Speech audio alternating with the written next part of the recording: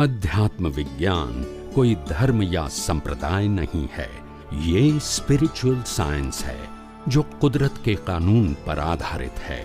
ये विज्ञान पूरे ब्रह्मांड के सभी रहस्यों को उजागर करता है और जीवन के सभी पहलुओं को समझने के लिए एक नई दृष्टि देता है। इसी को आर्ट ऑफ विजन कहते हैं, दुनिया को देखने की एक नई दृष्टि, जो अध्यात्म विज्ञानी परम पूज्य स्वामी श्री कमलेशानंद जी के निर्देशन में सनातन सत्य का अनुसंधान कर हमारे जीवन को प्रकाशित करे। जय सच्चिदानंद। जय सच्चिदानंद। जय सच्चिदानंद। प्रवीणा,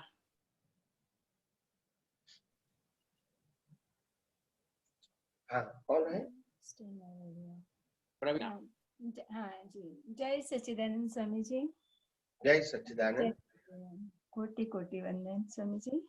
जय હવે શું છે કે ચારેય ગતિમાં મનુષ્ય પાસે જે છે એ બાકીની ત્રણ ગતિમાં શું માઇનસ થાય છે, શું માઇનસ થાય છે એ ખાલી એટલે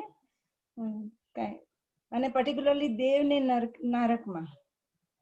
હા ના એટલે બધામાં માઇનસ તો કશું નહીં કે ત્યાં ઘડી પુરુષાર્થ હોતો નથી, કારણ કે પ્રતિષ્ઠિત ચાર્જિંગ ના હોય એક જ, બીજું એ સિવાય બાકી તો ડિસ્ચાર્જ તો બધું હોય જ ને, એ કાળ નક્ષત્ર પ્રમાણે હોય, એના કર્મ પ્રમાણે.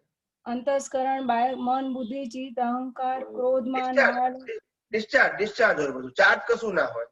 પણ હોય ખરી બધું. હા, એ તો ભોગવે કઈ રીતે? બરાબર. શરીર તો ઇન્સ્ટ્રુમેન્ટ છે, તમે સમજો કે શરીર ઇન્સ્ટ્રુમેન્ટ છે, ઇન્સ્ટ્રુમેન્ટ થ્રુ ભોગવાય, ઇન્સ્ટ્રુમેન્ટ ના ભોગવે. બરાબર. પૈસાથી વસ્તુ ખરીદીએ એટલે વસ્તુનો ઉપયોગ કરી શકીએ, પણ પૈસા વસ્તુને ના ભોગવે. બરાબર. એમ ગાડી લીધી તો આપણે ગાડીમાં બેસનારો એને ભોગવે, પણ ગાડી સુખ ના ભોગવે. એવી રીતે આ મન વચન કાયા ઇઝ ઇક્વલ ટુ કાર છે. કાર નો મતલબ ઇન્સ્ટ્રુમેન્ટ, એવું આ મન વચન કાયા પણ ઇન્સ્ટ્રુમેન્ટ છે, કુદરતે આપેલું સાધન. કાર એ મેન મેડ છે અને આ મન વચન કાયા એ નેચર મેડ છે, એ આપણે નથી, એ ઇન્સ્ટ્રુમેન્ટ છે. ખ્યાલ આવ્યો? કુદરતે આપેલું કર્મ ભોગવવાનું સાધન કે જેનાથી તમે કર્મ ભોગવો છો, અને કર્મ પતી જાય એટલે સાધન ને બાળી નાખવાનું. તમે તો બળતા નથી. એટલે મન વચન કાયા સાધન છે, દેવલોકનું હોય, નરકલોકનું હોય, પશુલોકનું હોય કે મનુષ્યલોકનું હોય, પણ સાધન બધે ઠેકાણે કુદરત જ આપે છે. ફક્ત મનુષ્ય ભાવમાં કર્મ બાંધવાની સ્વતંત્રતા આપી છે, ટૂંકમાં પુરુષાર્થ કરવાની સ્વતંત્રતા આપી છે. ખ્યાલ આવ્યો ને?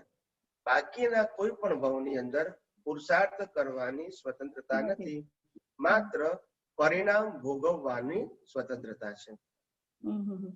એની ઇન્દ્રિય એકે ઓછી નથી થતી. જેમ પંચેન્દ્રિય મનુષ્ય છે એમ ઇન્દ્રિય બધી એઝ ઇટ ઇઝ હોય છે બધી ગતિમાં. અચ્છા, તો જ્યારે મનુષ્ય એકેન્દ્રિય સુધી જાય છે ત્યારે એ ગતિમાંથી નીકળી ગયો કહેવાય ને, ચાર ગતિમાંથી, કારણ કે એની ઇન્દ્રિય જ ઓછી થઈ જાય છે, ડાઉનવર્ડ એટલો બધો ગયો. એટલે ચાર ગતિમાં આપણી તિર્યંક ગતિ છે, એમાં એકેન્દ્રિય થી પંચેન્દ્રિય આવી જાય.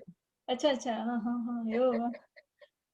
તમે તિર્યંક ગતિ બોલો ને, એમાં એકેન્દ્રિય થી પંચેન્દ્રિય બધી આવે, એને તિર્યંક ગતિ કહેવાય.